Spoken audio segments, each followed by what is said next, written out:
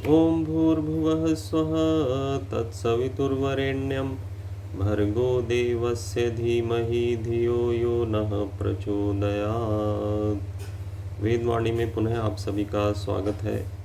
आइए यजुर्वेद के 32वें अध्याय के 8वें मंत्र का स्वाध्याय करते हैं कि परमात्मा का दर्शन किसको होगा, कहाँ होगा, कैसे होगा और क्यों होगा। तो प्रथम मंत्र का पाठ करते हैं। ॐ वेनस्तत्पश्यन् निहितं गुहासत्। ॐ वेनस्तत्पश्यन् निहितं गुहासत्। यत्र विश्वं भवत्येकनीडं, यत्र विश्वं भवत्येकनीडं, तस्मिन्निदं सं च विचैति सर्वं, तस्मिन्निदं सं च विचैति सर्वं।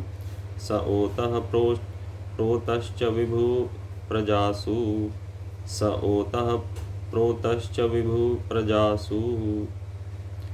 तो मंत्र का शब्दार्थ है कि कौन उसे प्राप्त करता है। प्रथम यह ही बताया है इस मंत्र में, वेनः तत्पश्यत्, कि उसको परमात्मा को वेन अर्थात मेधावी, इच्छुक, गतिमय, अर्चनाशील, ध्यानशील, योगाभ्यासी, श्रवण चिंतनशील मनुष्य उस ब्रह्म को देख लेता है। तो वेनः के कई अर्थ हैं। एक प्रथम अर्थ है मेधावी, कि उसको बुद्धिमान देखता है, कि जो चिंतनशील है, श्रवणशील है, जो कि वेदों का श्रवण करता है और उन पर चिंतन मनन करता है कि परमात्मा कितना महान है, कितना गुणवान है, मुझे उसको प्राप्त करना चाहिए। तो इस प्रकार बुद्धिपूर्वक चिंतन करके वह उसको प्राप्त करने की इच्छा करता है। इसलिए यहाँ वेना का दूसरा अर्थ है इच्छुक, कि जिसे परमात्मा को प्राप्त करने की इच्छा हो। तो कहा गया तीव्र संवेगा नाम आसन्नः, कि जिनका तीव्र संवेग होता है, जिनको ईश्वर से मिलने की तीव्र इच्छा होती है, वह उस परमात्मा को शीघ्र ही प्राप्त करते हैं। उनका क्योंकि वेग जो है तीव्र है, परमात्मा से मिलने की इच्छा तीव्र है, तो ऐसे लोगों की समाधि शीघ्र लगती है, ऐसे लोगों को परमात्मा का दर्शन शीघ्र होता है। तो ये जो लोग होते हैं यह भक्तिमान होते हैं, भक्ति करने वाले होते हैं, परमात्मा की उससे प्रीति करते हैं, अर्चनाशील होते हैं और सदैव उसकी भक्ति और अर्चन में लगे रहते हैं। इसके अलावा एक और अर्थ बताया कि गति में लोग उस परमात्मा का दर्शन करते हैं, कि जो कर्मठ हैं, जो अपने कर्तव्यों के प्रति सन्नद्ध हैं, वह भी उस परमात्मा का चिंतन करते हैं और उसको प्राप्त करते हैं, उसकी अनुभूति करते हैं। तो फिर अगला आगे आया मंत्र में कि कहाँ उसका दर्शन होता है। तो वह जो मेधावी जन है उसे कहाँ देखते हैं, तो कहा गुहा निहितम सत्, कि वह मेधावी जन उसको गुहा में निहित देखते हैं। तो यहाँ गुहा का तात्पर्य है आत्मगुहा, अंतकरण रूपी गुहा, हृदय रूपी गुहा अथवा मन रूपी गुहा, अथवा सबसे समीप में कहा जाए तो आत्म गुहा, क्योंकि जहाँ आत्मा होगा वहीं परमात्मा का उससे मिलन होगा। तो कहा गया कि परमात्मा अदृश्य है, उसका बाहर दर्शन नहीं होता है नेत्रों से। तो मुंडकोपनिषद में बात आई सत तद अदृश्यम, कि यत तत् अदृश्यम, कि जो वह अदृश्य है परमात्मा। और क्यों है अदृश्य? क्योंकि वह अति सूक्ष्म है। इसलिए आगे कहा मुंडकोपनिषद में नित्यम विभुम सर्वगतम सुसूक्ष्मम तदवयम तद्भूत योनिम परिपश्यन्ति धीरा, कि वह नित्य परमात्मा, व्यापक परमात्मा, सर्वगत परमात्मा जो सब जगह पहुंचा हुआ है, जो अव्यय है, अविनाशी है, और वह जो कि सभी भूत, जो कि प्राणी मात्र है, उनका योनि है, अर्थात उनको उत्पन्न करने वाला है, तो उसको कौन देखता है? धीरा, धीरा परिपश्यन्ति, कि उसको धीर लोग देखते हैं। तो इस मंत्र में मुख्य बात आई कि वह सुसूक्ष्म है। इस मुंडकोपनिषद के श्लोक में आया कि सर्वगतम के साथ बताया सुसूक्ष्म, कि वह सुसूक्ष्म है, बहुत सूक्ष्म है, दिखाई नहीं देता है। तो कहा गया अणोर अनियान महतो महीयान, कि वह परमात्मा अणु से भी अणु है और महान से भी महान है। अणु से अणु अर्थात सूक्ष्म से भी सूक्ष्मतम है वह परमात्मा। अब हमारे नेत्रों में यह न्यूनता है कि वह सूक्ष्म वस्तुओं का दर्शन नहीं कर पाता है। जैसे कि सूक्ष्म कीटाणु हो गए, उनको देखने के लिए उसको यंत्र की सहायता चाहिए, लेकिन परमात्मा इतना सूक्ष्म है कि वह यंत्रों की सहायता से भी नहीं दिखता है, परंतु ध्यान योग की दृष्टि से उसका साक्षात्कार होता है। तो आगे बताया उस परमात्मा के विषय में, कहा गया यत्र विश्वम एक निडम भवति, कि जहाँ परमात्मा में जो यह विश्व है, सारा संसार है, यह एक नीड अर्थात एक घोंसले के समान आश्रय वाला है। यत्र विश्वम एक निडम भवति, कि जहाँ विश्व जो है वह एक घोंसले के समान आश्रय वाला है, अर्थात तुच्छ रूप से उसमें आश्रय पाए हुए है। तो कुछ भी संसार हो, चाहे जड़ हो चाहे चेतन हो, जैसे कि चेतन आत्माएं हैं, जड़ अर्थात भौतिक संसार, इनका सबका आश्रय परमात्मा ही है। तो यह सभी परमात्मा में आश्रय वाले हैं। और किस रूप से हैं? केवल एक, जैसे कि एक वृक्ष पे घोंसला होता है, वृक्ष बहुत बड़ा है और घोंसला छोटा सा होता है, तो यह संसार ईश्वर की तुलना में एक छोटे से रूप में है और उसमें आश्रय पाए हुए है। तो कहा गया कि आगे कि स ओतः प्रोतश्च विभु प्रजासु, इस सह विभु, कि वह व्यापक परमात्मा ओतः प्रोतश्च प्रजासु, प्रजाओं में ओत प्रोत है, वह इनमें रचा और बसा हुआ है। तो यहाँ परमात्मा की सर्वव्यापकता बताई गई है कि वह सर्वव्यापक परमात्मा सभी प्रजाओं में ओतप्रोत है, विद्यमान है। कुछ लोग ईश्वर को सर्वव्यापक नहीं मानते हैं। यहाँ कितना स्पष्ट रूप से कहा कि वह परमात्मा प्रजाओं में ओतप्रोत है, उनमें रचा और बसा हुआ है, अर्थात उनके भीतर विद्यमान है। ये जो भी रचना की हुई सृष्टि है उसमें परमात्मा बसा हुआ है, विद्यमान है। तो आगे बताया कि तस्मिन इदम सर्वम, कि उस परमात्मा में, उस ब्रह्म में यह सब जगत सम एति च,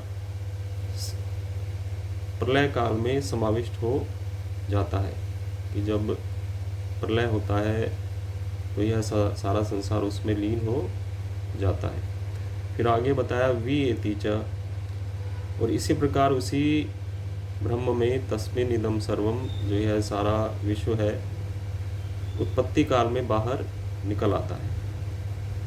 तो कहने का भाव ये है कि जब ईश्वर से कुछ भी बाहर नहीं है, सभी उसमें आश्रय पाया हुआ है यह संसार। तो जब यह संसार प्रलय को प्राप्त होगा, जब यह कारण अवस्था को प्राप्त होगा, तो भी ईश्वर में ही रहेगा, उसी में ही समाविष्ट होगा। और क्योंकि सारा संसार फिर ईश्वर के अंदर जो मूल प्रकृति है, कारण प्रकृति है, वह भी परमात्मा में ही है। तो जब वह उत्पन्न होगी तो भी परमात्मा के अंदर से ही बाहर आएगी, अर्थात मूल अवस्था से कार्य अवस्था को प्राप्त होगी। तो इसका भाव यही है कि सब कुछ उसके भीतर है, जो भी प्रकृति है, कारण है जगत का। तो दो कारण होते हैं जगत के बनने के, एक तो है निमित्त कारण यानी कि बनाने वाला परमात्मा, एक होता है उपादान कारण। तो परमात्मा विश्व का उपादान कारण नहीं है, उपादान कारण है प्रकृति। और उस उपादान कारण को प्रयोग करके जो परमात्मा निमित्त कारण है, उससे जगत की रचना करता है। और क्योंकि परमात्मा से कुछ भी बाहर नहीं है, तो जो कुछ उत्पन्न होगा उसी के भीतर से उत्पन्न होगा, और जो कुछ समाविष्ट होगा प्रलय काल में, वह भी उसके भीतर ही होगा। यानी जो मूल प्रकृति है वह उत्पत्ति काल में कार्य अवस्था को प्राप्त होगी, वह भी परमात्मा के भीतर ही होगी। और जब वह कार्य अवस्था से कारण अवस्था को प्राप्त होगी तो भी परमात्मा के भीतर ही होगी। तो यह सारा जगत क्योंकि ईश्वर में ही आश्रय वाला है, चाहे यह मूल अवस्था में रहे, कारण अवस्था में रहे, अथवा कार्य अवस्था में रहे, तब भी यह परमात्मा में ही रहेगा। तो हमने अब जान लिया कि किसको होगा परमात्मा का दर्शन, कि मेधावी, इच्छुक को, गतिमय को, अर्चनाशील को, श्रवणशील को, चिंतनशील को, ध्यानशील को, योगाभ्यासी को ही परमात्मा का दर्शन होगा। और कहाँ होगा?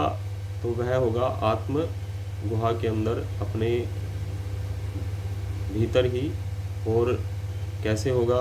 कुछ मैंने बताया था कि ध्यान योग के माध्यम से होगा, और बाहर नहीं होगा, जैसे बताया भीतर होगा, क्योंकि परमात्मा अदृश्य है, नेत्रों से दिखता नहीं है, तो नेत्रों को बंद करना होगा, बाहर से विषयों को रोकना होगा, और अंतर्मुख होकर परमात्मा की प्रार्थना करनी होगी, उसकी पूजा करनी होगी, उपासना करनी होगी। तो कहा गया मनुस्मृति के 6 अध्याय के 65वें श्लोक में कि सूक्ष्मताम चान्वेक्षेत योगेन परमात्मना, कि परमात्मनः सूक्ष्मताम, कि परमात्मा की सूक्ष्मता को योगेन चान्वेक्षेत, योग के द्वारा देखे, उसका अनुसंधान करे। तो क्योंकि परमात्मा सूक्ष्म है, उसका अनुसंधान योग के द्वारा होगा। तो योग अष्टांग योग, और जो अंतिम अंतरंग साधना है योग की, धारणा, ध्यान और समाधि, वह ईश्वर के साक्षात्कार के लिए निकटतम साधन है। तो उनका आश्रय लेना चाहिए। और एक 6 अध्याय के ही 76वें मंत्र में कहा गया, ध्यान योगेन संपश्येद गतिम अस्य अंतरात्मा। ध्यान योगेन संपश्येद, कि ध्यान योग के द्वारा देखे, गतिम अस्य अंतरात्मनः, अंतरात्मा की गति को हम लोग देखें ध्यान योग के द्वारा। तो अंतरात्मा कौन है? वह परमात्मा ही हमारे अंदर बैठा हुआ है, तो उसको ही अंतरात्मा कहा गया। तो वह अंतर्यामी परमात्मा हमारे अंदर बैठा है, तो उसकी गति को, उसके स्वरूप को हम ध्यान योग के द्वारा देखें। तो ऐसा मनुस्मृति में कहा। और कहा, अकृतात्मभी दुर्जयाम, कि वह परमात्मा जो कि अशुद्ध आत्मा है, उनके द्वारा दुर्जेय है, उनके द्वारा प्राप्त करने के योग्य नहीं है, जानने के योग्य नहीं है। तो परमात्मा की प्राप्ति के लिए हमें शुद्ध होना होगा, पवित्र होना होगा, मानसिक विचारों को शुद्ध पवित्र करना होगा, ईर्ष्या द्वेष की भावना हटानी होगी, शरीर को भी शुद्ध करना होगा। तो जब हम मानसिक रूप से, आत्मिक रूप से पवित्र होकर ईश्वर के पास आएंगे तो अवश्य ही ध्यान योग के माध्यम से हम उसका साक्षात्कार करेंगे। तो अब प्रश्न हुआ कि क्यों करें ईश्वर का दर्शन, क्यों हम उसको प्राप्त करें। तो कहा गया कि ईश्वर का स्वरूप क्या है, कि क्यों उसको प्राप्त करना चाहिए। जो भी मनुष्य कर्म करता है वह सुख के लिए करता है।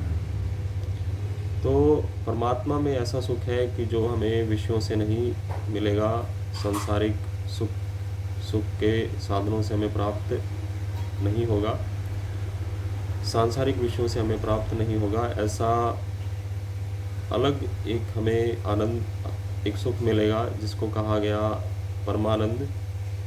तो वह उस परमानंद की प्राप्ति हमें होगी, उस शांति की प्राप्ति होगी जो कि हमें बाहर नहीं मिलेगी, अपनी अंतरात्मा में ही मिलेगी, और वह हमें परमात्मा से प्राप्त होगी।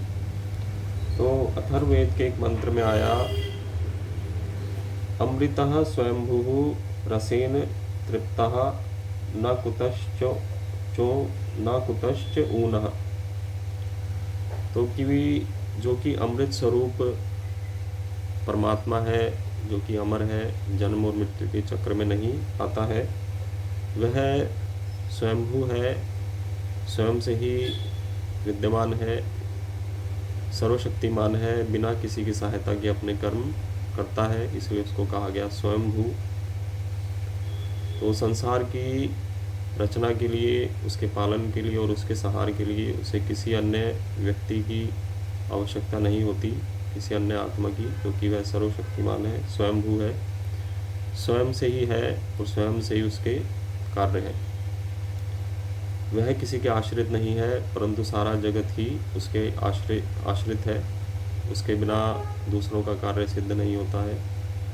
तो संसार, ईश्वर ने हमें संसार बनाकर दिया है, हमारे शरीरों की भी रचना की है, उसमें भी वह सहायक है। तो ईश्वर के बिना यह सृष्टि ही नहीं बनती और ना ही हमारे शरीर बनते, तो फिर कैसे यह सारा संसार चलता।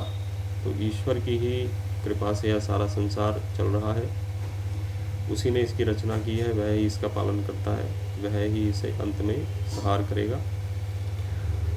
तो कहा गया अमृतः स्वयंभू रसेन तृप्तः, कि जो अमृत स्वरूप है, जो कि स्वयंभू है, वह रस से तृप्त है। यहाँ रस का अर्थ ही आनंद है, कि वह आनंद से सरोवर है, आनंद से तृप्त है, और कुतश्चन ऊनः, और कहीं से भी उसमें न्यूनता नहीं है। ऐसा नहीं है कि कहीं उसमें आनंद ना हो, शांति ना हो। तो एक अन्य मंत्र में भी आया, स्वर्यस्य च केवलम तस्मै ज्येष्ठाय ब्रह्मणे नमः, कि उस ब्रह्म के लिए नमस्कार, कि जो कि जिसका स्वरूप केवल सुख स्वरूप है, स्वः, जो केवल सुख स्वरूप है, उसमें कहीं से भी दुख नहीं है। वह चारों ओर से आनंद स्वरूप है, रस से तृप्त है, रस से भरा हुआ है। तो उसकी आनंद की कामना करते हुए हम उसको प्राप्त करने की इच्छा करें, क्योंकि वह आनंद हमें बाहर नहीं मिलेगा। तो उपनिषद 33वें उपनिषद के एक श्लोक में भी यही भाव आया, रसो वही सह, कि वह परमात्मा रसपूर्ण है, आनंदपूर्ण है। रसम ये वायम लब्धवा, और उस आनंद स्वरूप, रस स्वरूप परमात्मा को ही प्राप्त करके आनंदी भवति, हम आनंदित होते हैं, हम सुखी होते हैं। तो यदि हम उसके आनंद की तुलना संसार से करें तो सांसारिक आनंद अत्यंत अल्प है, तुच्छ है उसके सामने। इसलिए छांदोग्य उपनिषद के एक अन्य श्लोक में भी यही भाव आया कि यो वही भूमा तत्सुखम, ये जो भूमा है, महान ईश्वर है, बड़ा ईश्वर है, वह ही सुख स्वरूप है, वही ही वास्तविक सुख देने वाला है। नाल पे सुखम अस्ति, जो यह अल्प संसार है ईश्वर की तुलना में जो बहुत ही अल्प है, जो इतना महान नहीं है, तो उसमें वास्तविक सुख नहीं है। परंतु जिसने इस संसार को बनाया है वह ही वास्तव में सुख स्वरूप है। तो कहा गया कि भूमैव सुखम, कि उस भूमा में ही सुख है, उस परमात्मा में ही सुख है। इस अल्प संसार में वैसा सुख नहीं है जो कि हमें परमात्मा से प्राप्त होगा। तो यह हमारे 4 प्रश्नों के उत्तर हुए कि किसको परमात्मा प्राप्त होगा। तो कहा वेनस तत् पश्यत, कि वेन उसको देखते हैं। कहाँ वह प्राप्त होगा? निहितम गुहासत, कि वह गुहा में, आत्मगुहा में प्राप्त होगा। और कैसे वह प्राप्त होगा? तो दूसरे शास्त्र से हमने बताया कि ध्यान योग से वह हमें प्राप्त होगा। ध्यान योगेन संपश्येत गतिम अस्य अंतरात्मना, कि ध्यान योग के द्वारा हम उस अंतर्यामी परमात्मा की गति को, उपस्थिति को देखें। और अंतिम प्रश्न का उत्तर आया कि क्यों उसे प्राप्त करें। तो इसलिए बताया कि रसो वही सह, कि वह आनंद स्वरूप है, आनंद की प्राप्ति के लिए हम उसे प्राप्त करें, उसका साक्षात्कार करें। और क्योंकि बाहर परमात्मा नहीं मिलेगा, अदृश्य है, नेत्रों को वह दिखाई नहीं देता है, परंतु अंतर्मुख होकर उस सूक्ष्म परमात्मा का हम ध्यान योग के द्वारा दर्शन करते हैं। और धीर लोग उसके स्वरूप को देखते हैं। धीरा परिपश्यंती, धीर लोग, ध्यानशील लोग, धैर्यशाली लोग उसको देखते हैं। तो हम धैर्यपूर्वक अपनी साधना करें, ईश्वर का ध्यान करें। तो स्वामी दयानंद ने सत्यार्थ प्रकाश में कहा कि न्यून से न्यून 1 घंटा ध्यान करें। तो यह एक बार में भी हो सकता है अथवा एक दिन के लिए भी मान सकते हैं कि एक दिन में कम से कम हम न्यून से न्यून 1 घंटा ध्यान करें।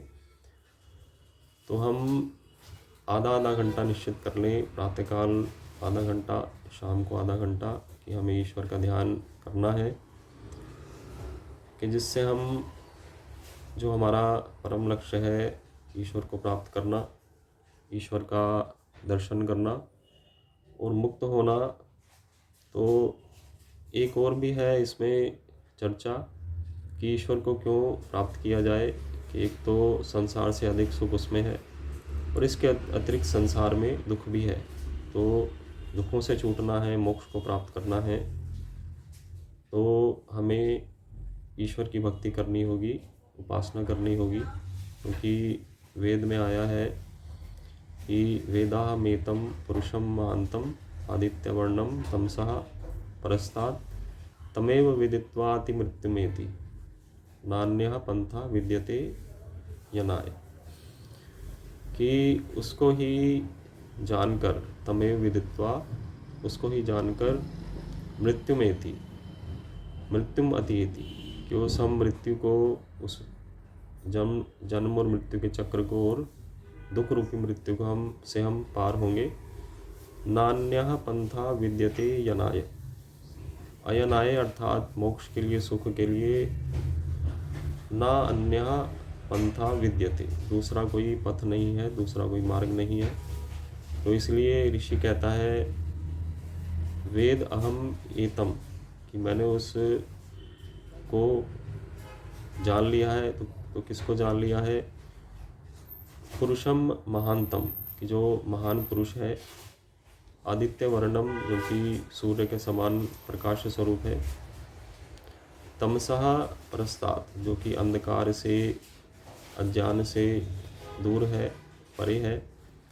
तो मैंने उस ईश्वर को जान लिया है, ऐसा ऋषि कहता है वेद के मंत्र के माध्यम से। तो हम भी ईश्वर को जानें और इस जन्म और मृत्यु के चक्र से छूट जाएं, इस दुख रूप मृत्यु से छूट जाएं। तो ईश्वर की भक्ति ही अंतिम उपाय है इस संसार से छूटने का, और शुभ कर्म है दूसरा। तो शुभ कर्म करने के साथ साथ हम नित्य प्रति ईश्वर की उपासना करें। इन्हीं शब्दों के साथ मैं अपनी वाणी को विराम देता हूँ। ओम शांति।